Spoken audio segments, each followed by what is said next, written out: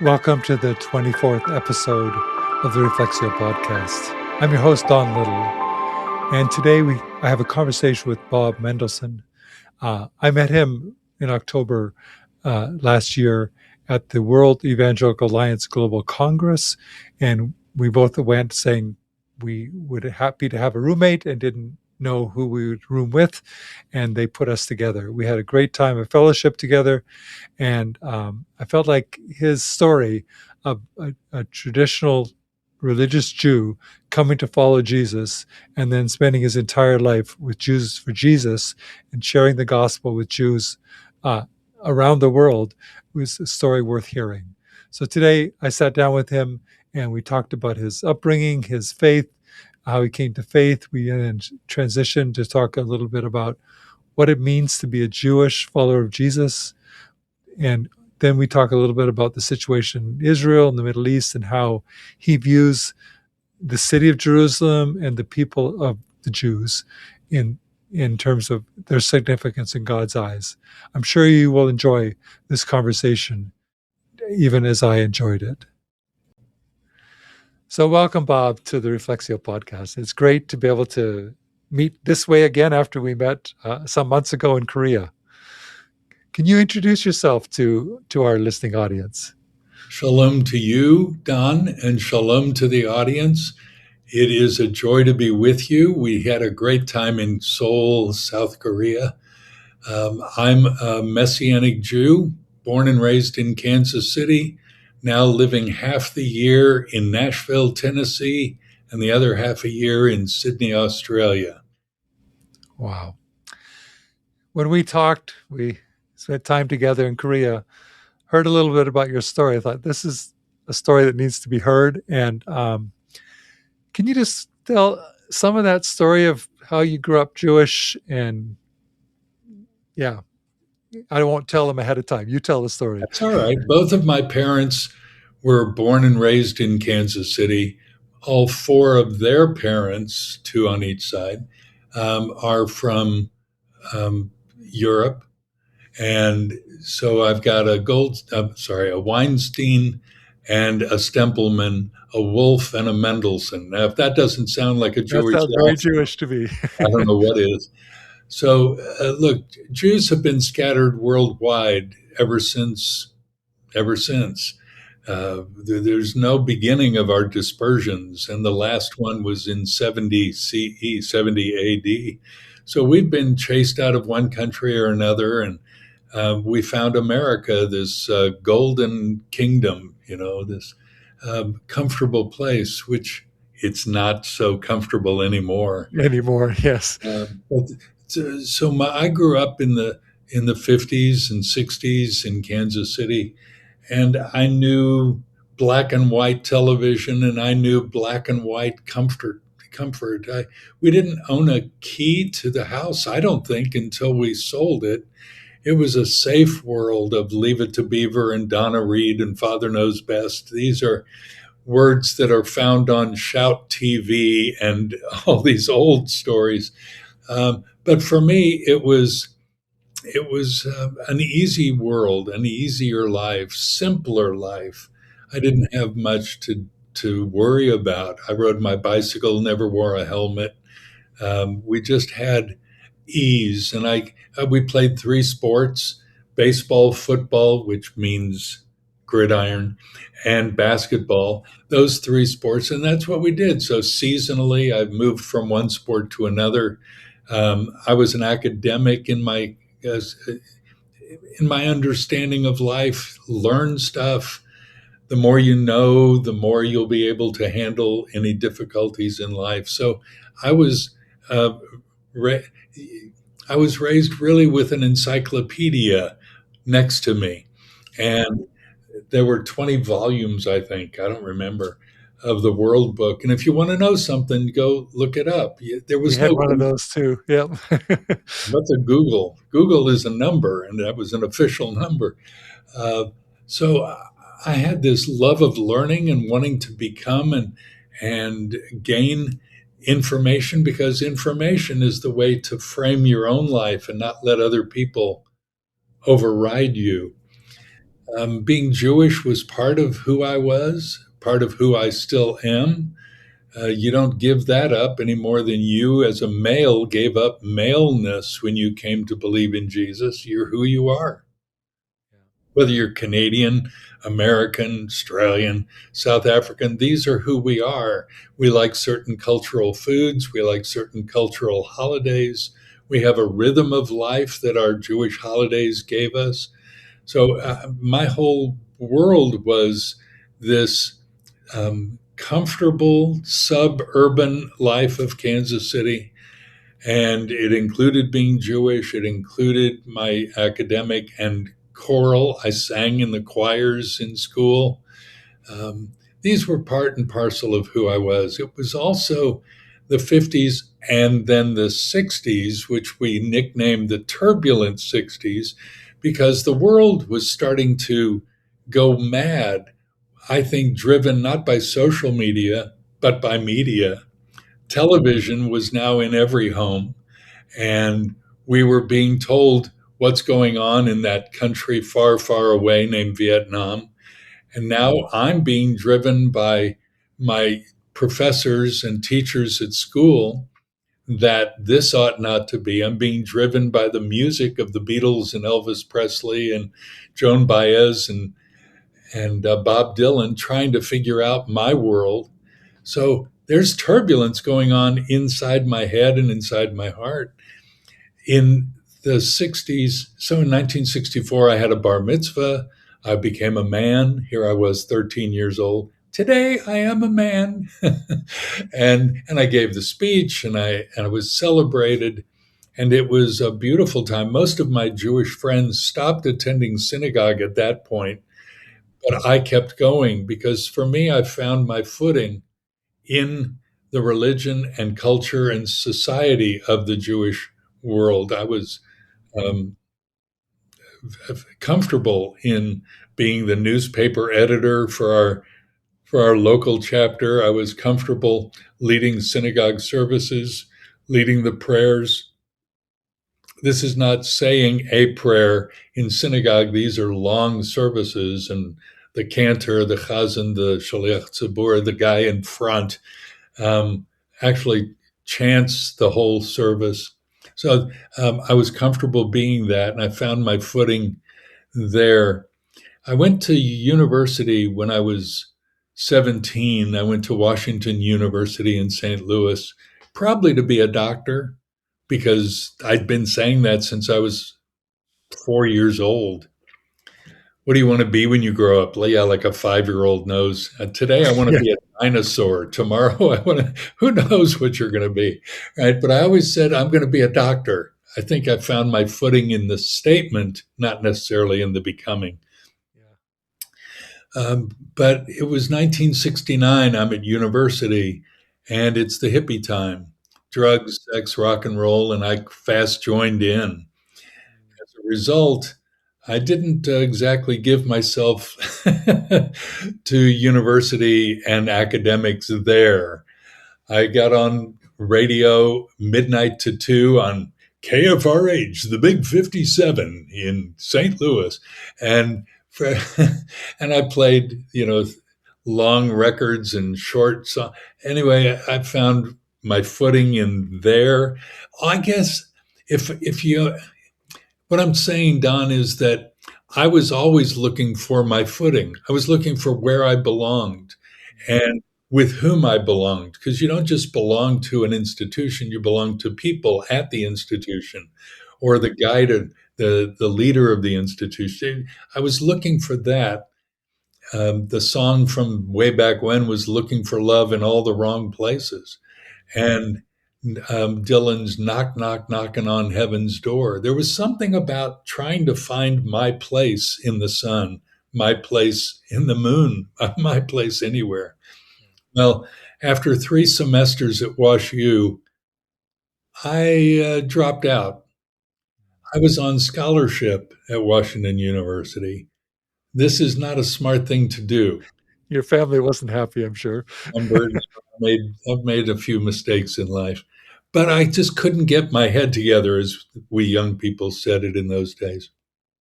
So here I was hunting some kind of meaning and relevance. I don't know if those were technical, the terms that we were supposed to be looking for, but that's what I wanted. Where is my purpose in life? Where is life? Big philosophical questions that the university wasn't obliged, nor I think capable to answer. So I dropped out, put my thumb out, and hitchhiked around the country. I went straight. Jews and birds were smart. It was December. We go south in the winter. So I went to New Orleans, Highway 61 revisited. There it was. I'm playing 12-string guitar at Jackson Square Park, gathering a crowd, singing Crosby, Stills, Nash and Young music, and finding my footing there, at least temporarily. Um, Bourbon Street.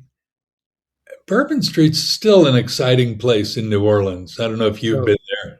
I haven't, but why don't you say a bit about it? Because we got a global audience, not just Okay. American. Bourbon Street is the center of the French Quarter, and it's the music capital of anything music, blues and jazz and rhythm and blues and pop. You could sing anything there. Um, but the great musicians just get out there. So at 2 in the morning, they're playing jazz licks, and it's phenomenal. Wow. I remember being on the streets there. Bourbon Street's the center of it all, like Wall Street is for finance. Um, so I'm on Bourbon Street, and some musicians are playing, and we're on the street, and we're in a line dance, and I'm dancing and singing. Who knows? I don't. The scene is foggy at this point, mind you. It's over 5 decades, but I remember dancing. I was next to a guy who was not my race. He was not my religion. He was not my anything. And I'm dancing, holding on to him. It's a line dance. And I realized I don't like this guy. And I think, what is that? We're people of peace and love and hippies. And for some reason, his teeth were bad. There was just so much that I found disreputable. At the same time, I'm thinking, what's wrong with me? That's just not on. That's so wrong. But I couldn't fix it. I knew that it was wrong, but I didn't know where the strength or courage or information was to change that. There was something missing in me. It was a few weeks later, I was in Atlanta, Georgia, and I remember being surrounded by some what we called Jesus freaks in those days. And they harangued me about our blessed Lord Jesus Christ. And I mean, they were weird animals. Mind you, I'm a hippie with a Jufro, and they're wearing ties and crew cuts and Oh, really? out to convert the heathen. I was among them. So um, I didn't like those guys at all, but that I could handle because they were a foreign religion, and I didn't need them. But that same week, I remember I was staying at a university near Emory University. I was staying at a, uh, a fraternity house. A friend had gotten me able to stay there, and one of the fellows. So it was a crash pad, we called it. That probably came from crashing in a drug thing, Yeah. but it just became the nickname for a hostel, right? So here I am staying there, and one of the fellows went in to take a shower. Now, how did I have money to get around and hitchhike here and there? Well, I didn't have money, so I actually um, pilfered a $5 note from this guy's pocket when he was in showering. And I felt so bad. I knew that stealing was wrong. I'm a man of peace and love and hippies. And so I knew this was wrong, but I had no control. I had no info. I didn't know how to change who I was inside. You felt There, bad about yourself, but you couldn't figure out what. I Yeah. couldn't fix it. I needed something to fix me, and I didn't know where it was. So I left, and anyway, I'm back in Florida, and then I'm back in DC. Then I mean, I traveled around and I have experiences. They're all in my testimony book. People are welcome to read at therealbobm.com. But Yeah, the it'll be in the details, show notes. I'll have it in the yeah, show notes. there you Yeah. go. But we don't need to unpack all that. But it was May of 71 after I had a religious experience with my family on Passover, a very significant time where I prayed.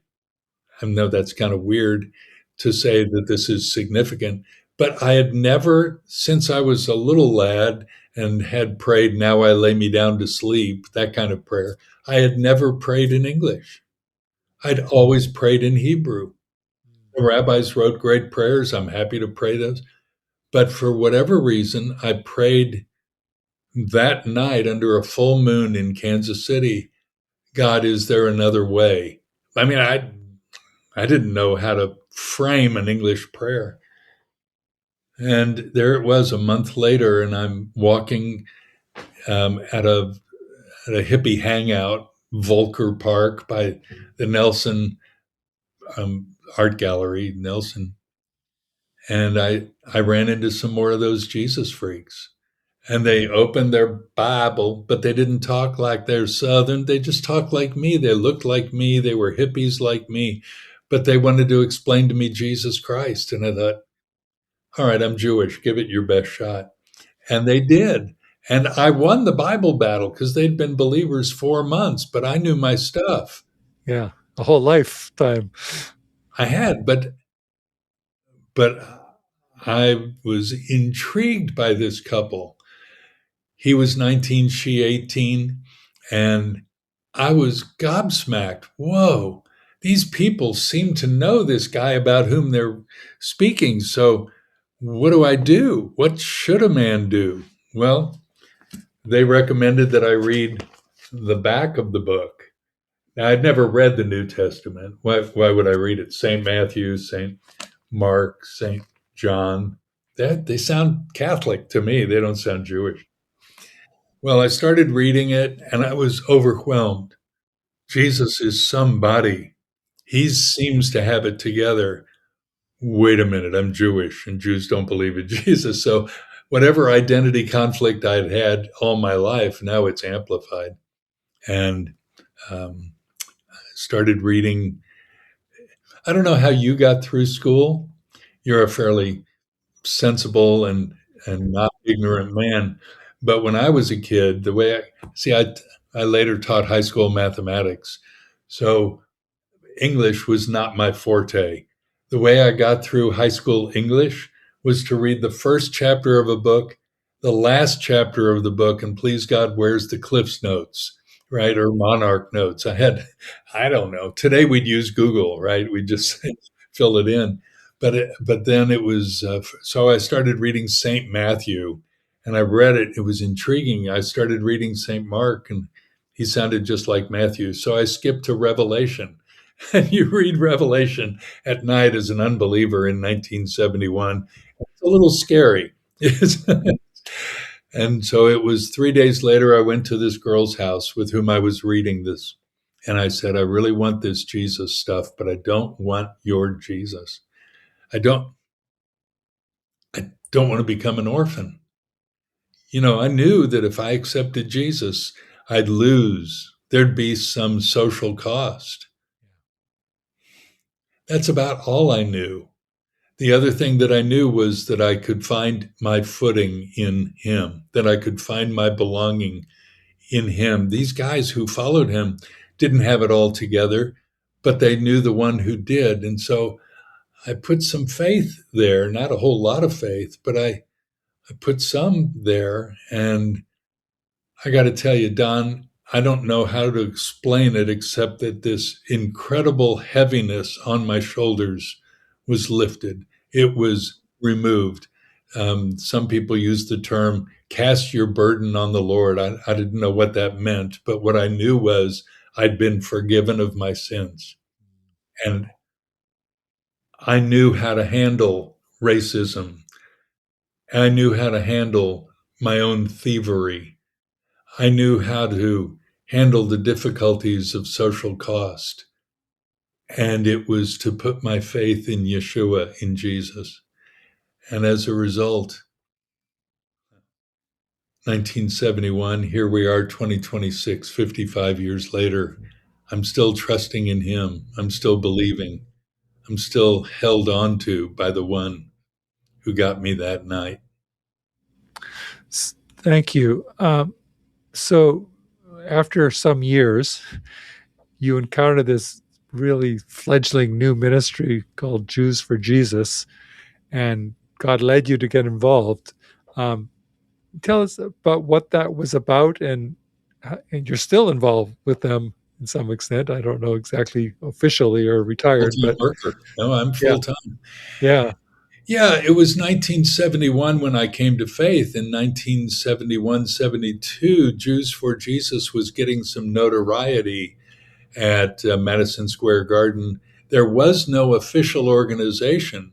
It was just a nickname for Messianic Jews or Jewish people who were believing in Jesus.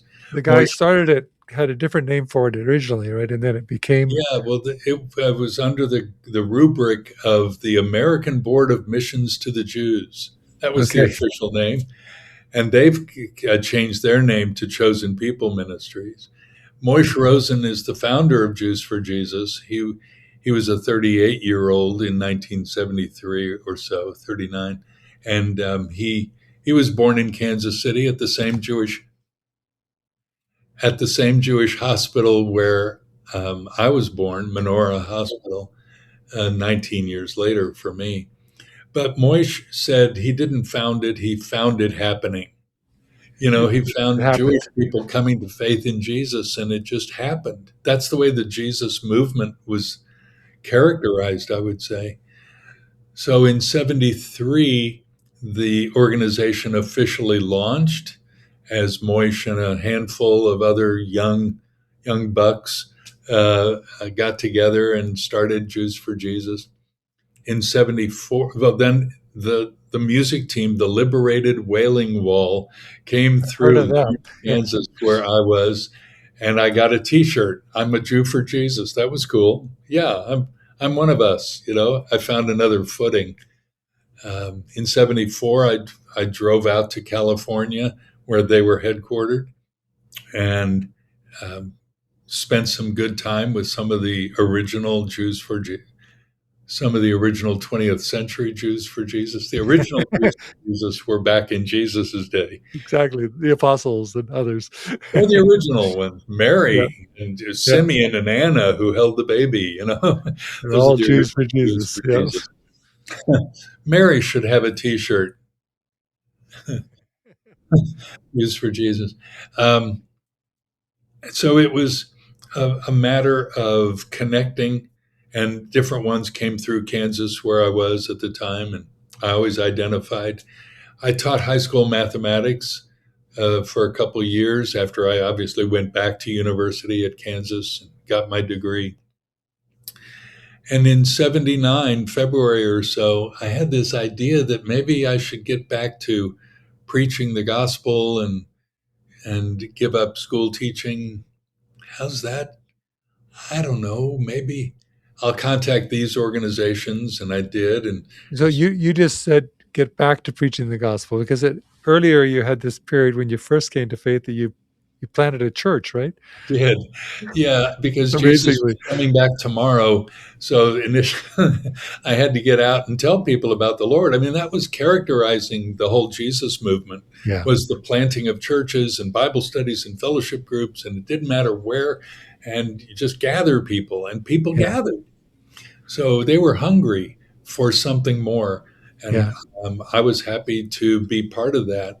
So, yeah, I started a church in Lawrence, Kansas. It's still going, much Mm. better since I left. But it was called the Mustard Seed. It's changed its name now to Rev City Church, which is cool. It's a good name. Um, and they're doing great things for the Lord. Mm. So, yeah, I pastored it because I started it, and in 77 stepped down because I was getting married. And Mhm. so then I wanted to get back to it and Right. just seemed to we go somewhere. So And 79, you felt like you need to go back to some kind of ministry. Yeah. yeah, my wife and I were adventurous at that moment and still are, to be able to go hither and yon and share the gospel. And so we contacted many, and Jews for Jesus was one, and we joined September '79, and so here we are, still carrying on in the work of sharing the gospel with Jewish people and anybody else who will listen. Can you just share one or two stories? I'm sure you've got books full of stories of conversations you had with Jewish friends or people on the street, or and how some came to faith, or tell Yeah, one or two stories.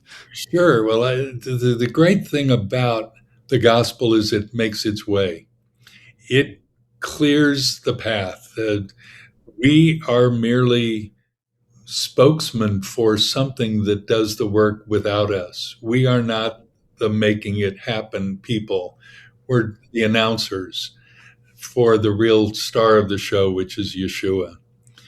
And whether it is someone with whom I worked for 13 months, I'd go out to his home in New York, to his home every Tuesday night or whatever date it was, and gave him a Bible lesson and taught, and he was open, and his Catholic wife was reluctant, and he was open, and this this question of religion is so big for some and so minuscule for others. But when we took it out of religious term and made it into a personal conversation between him and the Almighty, now it gets its own footing.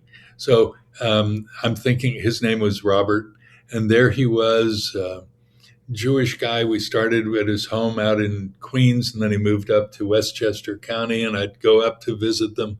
Finally, one day, it just all clicked. And you don't know why it took so bloomin' long. Why did it take that long? But it did. And he said, okay, I'm ready. And he prayed and he received Jesus. He had all the information, but information was not enough. It was the revelation. God had to open his eyes. For instance, Bessie, 20 years I'd been sharing the gospel with her, 20 years. And it was one day I visited her and she was wide open. Come here, I want to hear about that. And I said, where has that woman been for so long? And for whatever reason, God opened her eyes that day, and I was able to pray with her to receive Jesus. She died 5 years later. Um, Look, there are people in my family who've said yes, and people in my family who've said, "Geh weg from here, get away from me. I don't want to hear about that." People in my neighborhood, people in my sphere of influence who received Yeshua. My own dentist back in Australia, my own dentist, Jewish guy. You know how it is when you get when you go to a new dentist, and they say, "Well, fill out these forms." And so he's reviewing my form, and he's looking, and it says, where I live and occupation, minister, organization or company, Jews for Jesus. I'd like to hear more about that. He says this is a Jewish man, and he's got those sharp, scalpels or whatever he's going to use in my mouth, right? And so I'd like to hear more about that. And he's asking, he's got these instruments in my mouth. I said, can we talk about that? Can we talk about that later? Anyway, he came to faith after a few years, and I baptized him in his pool, and we're still in very good conversation um, wherever. Look, there are individual Jewish people of prominence and of low social status, of wealth and of poverty, of significant 10 people in their family and single till they die. There are people of every stripe and ethnicity within the Jewish world.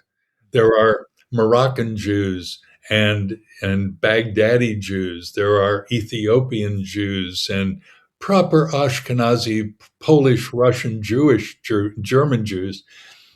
There are Latino Jews with whom I've shared the gospel. I've been to Buenos Aires a couple times for a good length of time to share with Latinos the gospel of Messiah. And the results are always up to God. One by one, Jewish people are listening. What they do with that after that is between them and the Lord. I've had various contacts. I've never been to Jerusalem, never been to Israel, and but I've had a number of friends who've been there and visited. And I have a Palestinian friend who leads a Bible school there, former Catholic, came to faith. Um, I hear quite a bit about like Messianic congregations in Israel, people who are Jewish worshiping together, and it seems like they often have some pretty good relationship with Muslim background fellowships too, because they both love the same Jesus. But what does that look like in Israel in terms of the kinds of faith among Jews? What's going on there? There are so many types of Jewish people, not just ethnically, not just geographically, um, culturally, culinary. There are the Yemenite food is so different than South South Florida Jewish foods. I've tasted Yemeni food. I can vouch for that. So good. Um, so when you say what's the Messianic Jewish perspective or view or activity, I have to say, wait. There's the There old isn't one. phrase, two Jews, three opinions. Jewish is not a monolith. There are Jewish stripes and streams that are quite distinct. There are Jews, uh, who believe in this, the establishment of the state of Israel. In 1948, that happened. There were Jews in 1947 and to this day who still do not believe in the establishment of the state of Israel without the Messiah being there. The Satmar Hasidim are a major sect who fought against and even gave money to the PLO when they were established to prevent Israel from being established. So you get a wide political view, you get a wide personal view about how we should live. In spite of all that width, when Jewish people come to faith in Yeshua, in Israel, in Tel Aviv, or in Jerusalem, or any other little spots and dots around the geography, there is something, I believe, in John 17 that clarifies itself as they seek to be unified with the other believers. So here's your friend, the Palestinian, the Arab Christian who grew up Catholic, came to personal faith, whereas my wife likes to say she internalized what she'd always sacramentalized. That's really a beautiful phrase to I me. like that expression. Yeah. But when we find other brothers and sisters in the faith, we who maybe used to elbow our way against them, widen our arms and welcome them and say, "You're part of. We're in the same mishpacha. We're in the same family." So it usually characterizes itself in love and in good speak rather than those people. If you use the phrase "those people," it's likely you're a racist. I mean, this is one of those characterizations that I have to constantly caution my mind and heart from attending. The issue of those people is they're my people and God's people, and Jesus died for each of those people. So they can be my brother, they can be my sister. And I think that's one of those things that I see that is growing, but not only in the Messianic Jewish world in Israel, in the Messianic Jewish world in America and Canada and Australia. We are growing comfortable in our own skin. That is, we don't mind being brothers and sisters with those people. We're okay because we've grown in the Lord. The more you know the Lord, the more you know the Lord of love. And that ought to define us. So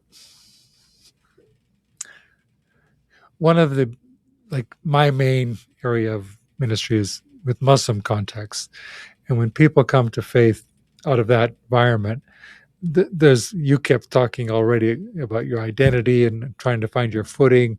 Um, when they come to faith in Christ, they lose their community often, and they're trying to figure out who they are. And some of their heritage is wonderful, and other parts are like, I don't want to be associated with that. Um, as a Jewish follower of Christ,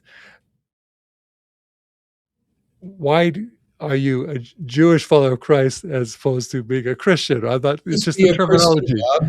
Just have a ham and cheese sandwich at the church potluck and a glass of milk to wash it down. Yeah, why maintain your identity when there's a bigger identity? Yeah. Well, the bigger identity doesn't preclude who we also are. So the Bible that says there's neither Jew nor Greek also says there's neither male nor female. Yeah. Barbarian, Scythian, slave and free, we're all one in Messiah. Well, what that means is we're not all the same. We're not the same one, but we are united in this community of faith called the body of Christ. So what does that mean? Look, the same Paul who wrote that there's neither male nor female gave instructions to females. Older women are to do this, younger women are to do this, widows are, and the same one who said there's neither slave nor free wrote to wrote to Philemon about Onesimus and make sure you treat him well. And wait a minute, that sounds like slavery is still there and there's freedom, there's still there. So wait a minute. And the whole Acts chapter 15 decision of the council in Jerusalem, which, by the way, Don, you got to get to Jerusalem. You've I've been to still got a few Korea, years left. Yeah, you've it's been to time. Korea, but you haven't been to Jerusalem. It's actually closer to go there from Buffalo. Um, um, the council in Jerusalem in Acts 15 dealt with the issue of what do we do with this new group called Gentiles for Jesus? What do we do with them? What laws do we give them? They didn't have any issue with who they were as Jews. They were dealing with these converts coming in from the pagan Greek Roman world. Well, let's not give them this stuff because we and our fathers don't even keep that. So let's give them these four laws. And they made a determination, and Paul and others took out those letters and went out to Derbe and Lystra and Iconium and got the word out. Okay, well, what that means is a Messianic Jew can still be a Jew. Sabbath is still Sabbath. You know, the Romance languages, the Latin, the Spanish. What's the Spanish word for Saturday? It's not dia septima. You know, it's not the seventh day. It's sabado. It's Sabbath. This is not it's a no-brainer that the Sabbath is still Saturday. But what about Sunday? It's Domingo, the Lord's Day. Well, there you go. That's what it was. So even the guys who wrote the language and defined the calendar understood that Sabbath was Saturday. So Messianic Jews in Israel will often have Sabbath services. That's not true only there in Buffalo, New York, and in Atlanta, Georgia. I'm going to speak in a couple weeks in Atlanta at the Messianic congregation, Beth Hallel, and they meet Friday night and Saturday. There's no Sunday services there, but there are plenty of churches that meet Sunday. So cultural maintenance is part of your identity. If you know Australians and our love for Vegemite, and then you taste it and you say, ooh, this is horrible. But an Aussie loves it, right? Why? Because it's inbred, maybe it's inculcated, maybe it's a learned device. When they're 1 year old, they stick it on. I don't Bread. know why they do it, but they love their Vegemite. Okay, well, if an Aussie moves to Paris, he doesn't only want fromage for breakfast, he might want his Vegemite. But you bring you with you into whatever developed community you find. And that's really important. as in Muslim background, interfaith, what you have to do is make it culturally sensitive. And this is a big argument in theological and evangelistic missional circles.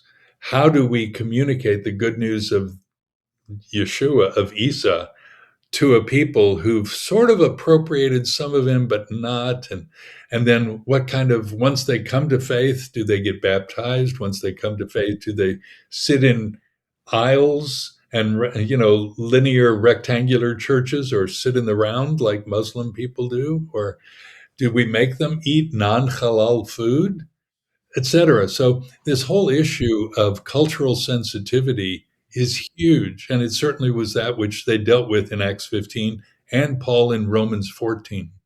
Yeah. I know a number of people, including one of my daughters, who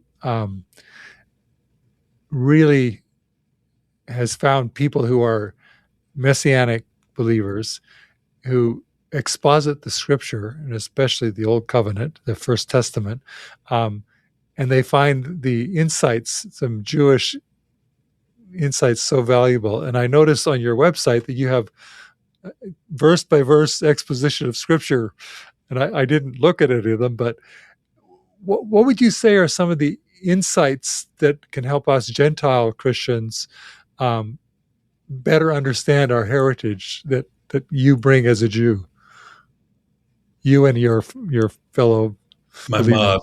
Yeah. Look, some of the connections that people make are eisegetic. That is, we take what we know and we stick it into the text instead of exegetic, where we just let it speak. And that's dangerous. Yeah. So when we read something about something Jewish that happened in Jeremiah's day or in Moses's day, and we then think it's uniformitarian, so we can take today's Jewry and stick it in that, it doesn't always work.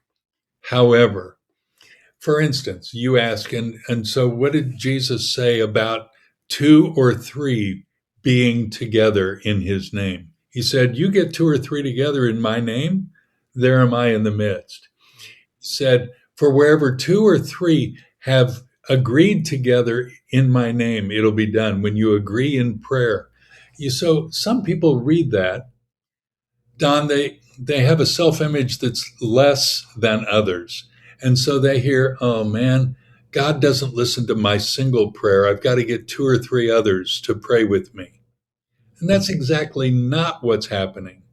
In the Jewish world, at the time of Yeshua, the rule was you needed a quorum, a minyan it's called, a quorum of 10 men, ladies don't count, 10 men to constitute a congregation so that certain prayers can be offered. Okay. So if you wanted to group prayer, you needed to get 9 other fellas to pray together. Jesus is saying, no. Wherever 2, which means you and 1 other fella, or 3 are there, I'm there, I'm listening, God's listening. You want a community? 2 will do. 3 will do. He's diminishing the requirement, not elevating it, so that your private prayer, that's answered in another story. When you pray, go to your closet, pray alone, talk to your Father in secret. But if you want to talk community prayer, you don't need to get 10 fellas. So understanding what the Jewish context is helps give a person with bad self-image real confidence that his prayer and his accountability partner praying together. You and I prayed together in Korea. God listened to that. We didn't need 8 other fellas. Yeah. So context in the Jewish world really matters. What about one other? The hem of his garment. She touched the hem of his garment. Who touched me?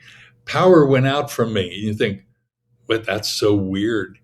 Why didn't she just touch the shoulder or, whatever? Well, she touched the hem. What's the hem of his garment? This is the frayed fabric that you see on the end of a prayer shawl of a Jewish man Women generally don't wear them.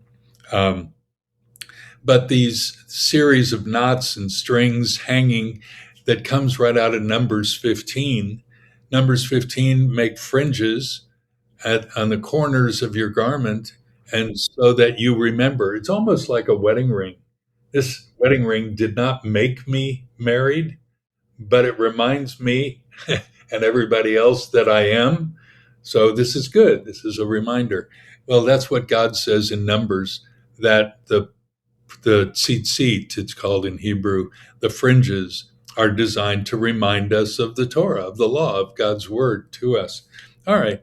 So when she, this woman with the issue of blood, touches the hem of his garment, she's touching the tzitzit. She's not touching him. And what does that do? It reminds her of God's law, reminds Yeshua of God's law, which included care for the hurting and the poor and the downtrodden. And so she's basically praying by touching that hem, but she's praying a specific prayer. So understanding that it's not just a piece of garment, it is a covenantal agreement into which she's walking. So maybe your daughter and others who find these kinds of things, and I've got hundreds of lessons and more going up every week, that will help the ordinary believer get a picture, just a flash, a moment. Most of the things you get in our teachings are going to be the same things you'd get at a Bible study Sure. in Conestoga, but it's those little pieces, little nuggets. Little insights that, yeah, That's all it is. yeah. And But it it's beautiful. Yeah, helps us frame Jesus in his Jewish context. yeah, yeah. Um, a bit of a different direction, and I don't want to make this sort of a political discussion, but there's lots of Christian understandings of how they view the current nation state of Israel.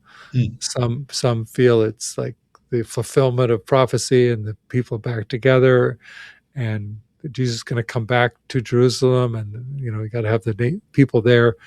I assume you've been there many times. How would you describe, from your perspective as a Messianic believer, what is the role of the nation, but also of Jerusalem even today in your own spirituality, in your own thinking? Is it significant, or is it just like any other city, but it's got particular heritage to you? It's huge. Yeah. Okay.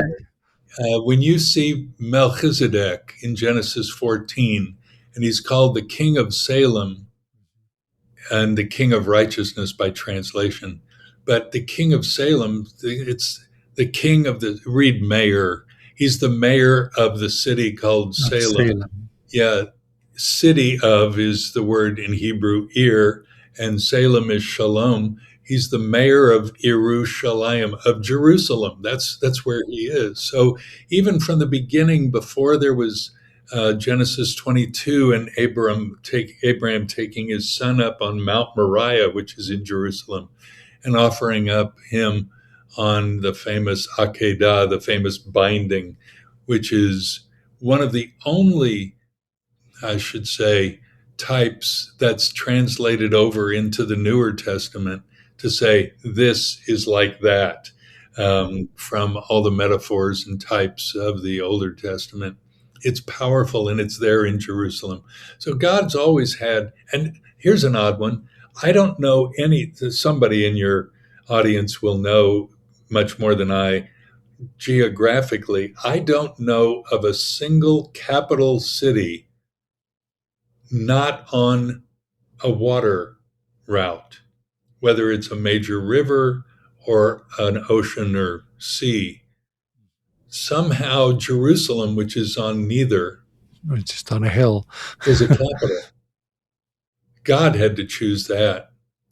So Is it significant? Yeah, I think so. Is it politically significant? Look, there have been, you don't read much about it in the Newer Testament because Jerusalem was where the capital was at that moment. So they didn't need to say anything about in the future, Jerusalem will be the capital. It didn't need to because it was.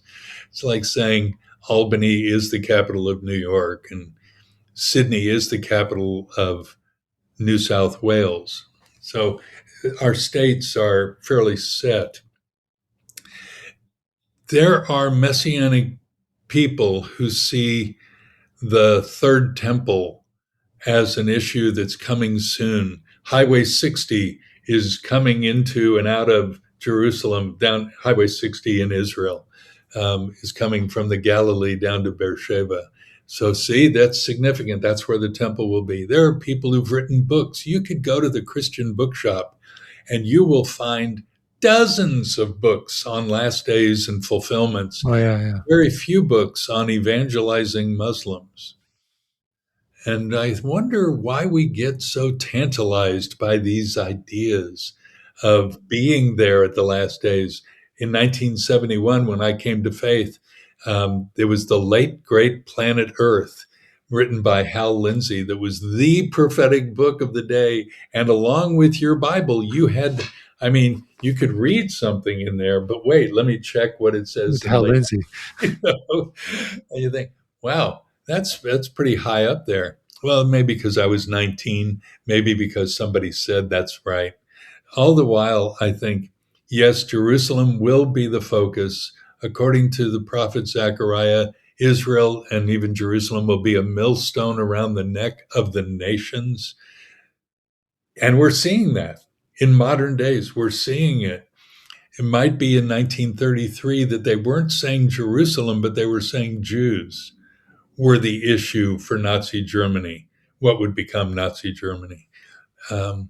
Anti-Semitism, which is not going anywhere, it's only growing, is a focus today, sometimes on Zionism, sometimes it's just on Mrs. Goldberg, who's obviously wealthy, and the Rothschilds and all them, they all want my money, and they run Hollywood, and all these tropes that are hostile to the Jewish people. Is it focused on Israel? Today it is, because there's a nation in 1948. In 1930, it wasn't about Israel, it was about Jews. Yeah.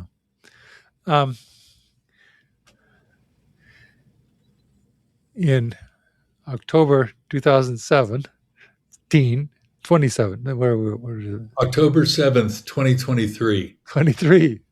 I'm really bad at this. Anyway, it was pretty shocking when Hamas came out and slaughtered so many hundreds of people and horrific crimes. How is that whole situation? I know it's sort of Gaza is suddenly out of the news because something else is going on, but it's not really resolved yet. But No. As a believer, how do you view what's going on and what happened then? Is there a spiritual take on it or some kind of perspective that you can bring that helps us all understand what happened? October 7 is just one of many such episodes of hostility between Ishmael and Isaac, when you really boil it down to it. Two different worldviews clashing. When they said, from the river to the sea, we will be free. What they meant was, we'll be free of Jews. And there should be no Israel. It should just be whatever they titled Palestina. Well, good luck with that. Anytime you read in the scriptures, Older Testament, you read about those who touch the apple of God's eye. That's the Jewish people. It's not going to go well for you. So whether it was Sennacherib or the Babylonians or the Assyrians, whoever it was who came against the Jewish people, Rome even, the powerhouse of the day, when you come against the Jewish people and kick us out and 170 and then 135 CE.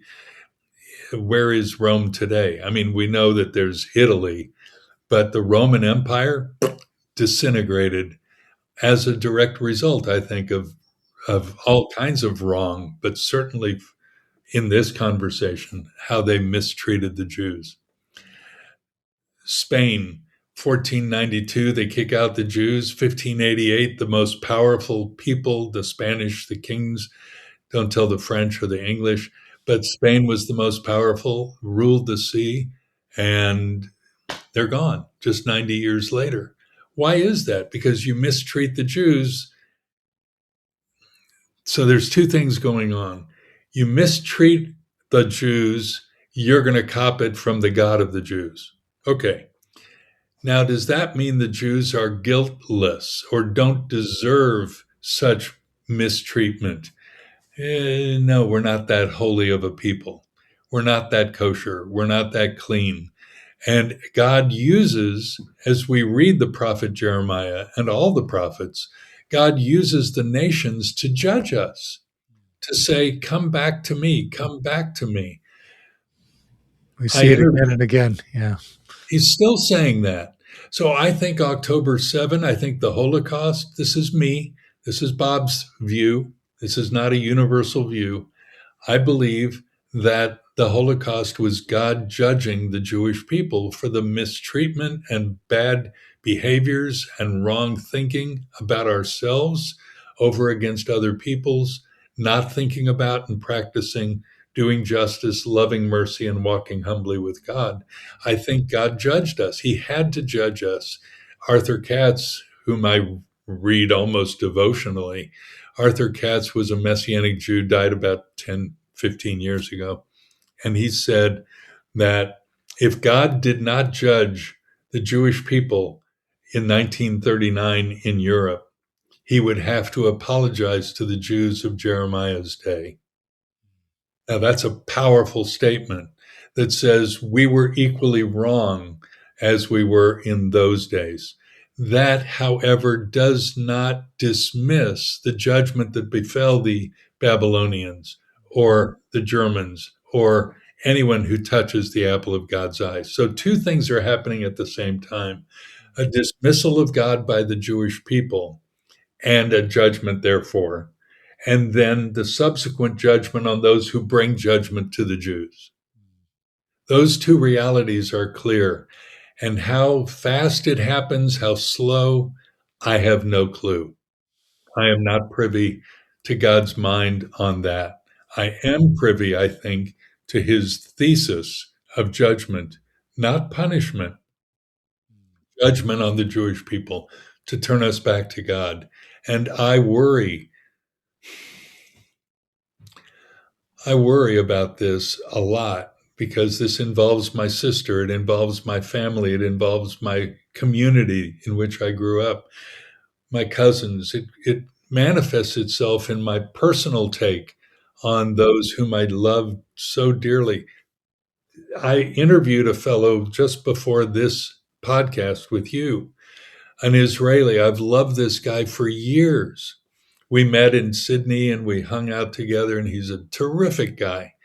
And when I challenged him on this very issue today on the podcast, people will be able to hear it. Where do you look for help? Where do you look? God is always calling us to himself. And he said, I look inward. I look at myself. I look in. And I think that's exactly the sin of humanity, thinking that this is the new age, as new as the Garden of Eden. It's not new. And I ache for my friend and my friends and all Jewish people who could rely on the everlasting arms, and they're not. It's a pain, and it, I guess, continues to drive me to this day to share the good news of Jesus with others. Speaking of pain and burden, are there any particular crises or things you've gone through in your life that you look back on as formative, shaping who you are today? Your experience? In the 50s and 60s, I didn't have much by way of pain. It was a comfortable world. We didn't have much. We were unusual. We were poor Jews, and that sounds an anomaly to many, but reality bites. So I didn't have everything that I wanted. I was the third of three kids, so I got a lot of hand-me-downs. Um, I'd ask my father, "When am I going to get like a new bicycle?" He'd say, "Yeah, when the Messiah comes." So I was really looking forward to the advent Which of the meant never, right? Is that what that meant to him? uh, Sometime in the future. not in my lifetime, buddy. You're not getting it. So was that pain? It's a type of pain. There are rejections that came to me, and as a man who thrived as a boy, and then a man who thrived on the approval of others, to my dismay and to my failures. That's once I came to realize how much of I'll use the phrase approval addict I was. Um, then I looked back on my life and saw how many times rejection happened, and realized that that fed my addiction. It didn't knock it out. I was like that racist and thief, and I wondered how I'm ever going to get out of this. And it's been leaning on Yeshua that I've been able to do that. So there are pains of physical things, there are pains of personal loss, dear friends, dear family members who are gone.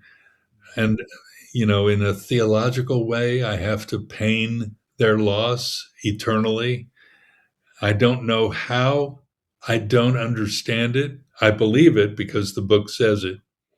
But when God says there'll be no more tears when we get to heaven, when heaven comes to me, whenever that eternal threshold is crossed, and he says there'll be no more pain and no more tears, I don't get it. I, I trust God. But the more I know today about loss, it grieves me. So, how will that in some subsequent time be relieved? Yeah, I don't know. it's a mystery. Yes. Yeah. So, what would you say to your 20-year-old self, or to a young person today who's looking at their life ahead of them and doesn't know the future, and say, God, what am I supposed to do? What am I supposed to think? Any word of counsel for a young person to end off our conversation? I don't know if you've been watching the World Cup I after have a you, lot, actually. I'm going to after watch the your game this team. afternoon. Yeah, once your team goes out, do you still keep watching? Yeah. Uh, the World Cup is phenomenal. These fellas are amazing athletes to run up and down the pitch. I watch Australian Football League and I find them even more fit. They're uh, I'm just I applaud them in their capacity to run up and down a pitch and look for a ball and knock it over and kick and do all of these things. So I'm fascinated by fitness and applaud them in their capacities. And then I walk in the neighborhood here in my neighborhood, and I see old fellas and young kids, and they're out walking and they're doing the things that cause the capacity to play on a fever pitch. um, I'm fascinated by this notion of walking. Walking is such an imbalanced way of life because unless you're in the Olympics and you have to have a foot on the ground at all times, that's a weird sport. I Um, competed in that in high school, did walking you? races. Yeah. Were you good? Yeah, I was tall, so it worked. Oh, that's all it took. Okay, I could have done it. Big strides, go further. I guess so. Well, walking is a constant form of imbalance. You put your foot down, your other foot's up. And then in a moment, then you put your other foot down and then this foot. And so it's a constant shift of balance and imbalance, balance and imbalance. And if you want to get ahead in a race or in a football match, on the soccer pitch or wherever it is, you've got to live in imbalance, balance, imbalance, balance. So I would say to the 20-year-old Bob, or the 20-year-old Muhammad, or the 20-year-old Mrs. Mrs. Smith of Arkansas, I would say embrace balance when you can. Paul wrote to Timothy and said, God has not given us a spirit of fear, but of power, love, and sound mind. That word is in Greek sophrone, which means balance. So the more I think about balance and walking, it is continuous. It's continuous. So it's a shift of imbalance, balance, imbalance, balance. And that itself is a balanced life. The apostles used the term walk in the Spirit, walk in love as Christ loved us. You know, this whole business of walking, Abraham walked with God. Adam, I think, was there walking with God in the cool of the garden. There's something about walking that precipitates running and precipitates a great sporting contest. But it all starts with walking. And I would say to the 20-year-old Bob, don't be in a hurry. That was 55 years ago. Just walk one step at a time. You don't have to get to the end today. Just take today's step. You know, those 12-step people in the AA program and all those others, they got it right, one day at a time. And don't be in a hurry. Easy does it, they say. There's so many good phrases about just keep going. I think that for me is the advice I'd give me. Did I take it on board? No, I always wanted to get ahead faster. I wanted to make something, get it done. Come on, we got other things to do. Yeah, today, walk with God. Walk with Him. Hold His hand like I do with my grandkids. There's nothing more treasured than that, is to walk with another. Was it Amos who says, can the two walk together and not be in agreement? I think there's something about walking together that gives me comfort. Now, when you walk together with somebody, like when you walk with your wife, right? You're walking down a footpath. You have to you're always on the outside because we were taught that to protect. something's going to, yeah, you're the great protector, right? So you can't take the angle you would take around a corner if you're walking with someone. You have to take a wider path. So walking together is an agreement. And I'd say to the 20-year-old Bob, walk with God, listen to Him, be with Him, take advice from others, but don't be in a hurry. Walk. Wow. Very, very insightful. I like the image. Appreciate it. Well, thank you for this conversation, Bob. It's been a delight to spend this time together. Thanks. It's been my joy. And we were randomly set together in Korea. Yeah. And I wondered who would be my roommate and would we get along? And man, it was great to meet you and to be with you and to hear your stories and what God's doing with you. And so I'm a better man for our walking together. Thank you and bless you. And we'll be in touch. Shalom. Well, I really enjoyed that conversation with Bob. It's quite a story, and his heart for Jesus and his heart to see people come to love Jesus is quite profound.